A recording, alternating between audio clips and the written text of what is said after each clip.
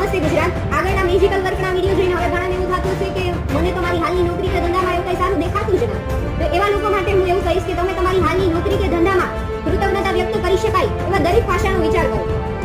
તમારી પાસે નોકરી છે એ જ શું આનંદની વાત નથી? દુનિયામાં અસંખ્ય લોકો એવા છે કે જે બેરોજગાર છે તથા અગણિત લોકો પાસે કામચલાઉ સિઝનલ કે પાર્ટ ટાઈમ જોબ છે. તેઓ નોકરી મેળવવા માટે આસમાન જમીન એક કરી રહ્યા છે. નોકરીમાં તમારા સમયનો બચાવ કરવા અને તમારા કામને સરળ કરવા માટે કંપનીએ તમને કેટલાક સાધનો આપ્યા છે, જેમ કે calculator, computer, mobile, internet, printer. કંપનીના લીધે તમારે ઘણા નવા મિત્રો પણ બન્યા હશે. તમારા કામમાં સાથ આપી તમારા કામને સરળ કરનાર એ રિસેપ્શનિસ્ટ, કુરિયર બોય, પટાવાળા, આસિસ્ટન્ટ, એનો તો ક્યારેક વિચાર કરો. જ્યારે તમને પગાર મળે છે ત્યારે તમને કેવું લાગે છે, નહીં? તો નોકરીનું કોક પાસું તો એવું હશે ને જે તમને ગમતું હશે. તો આજે હું શા માટે મારા નોકરી કે ધંધા માટે કૃતજ્ઞતા અનુભવું છું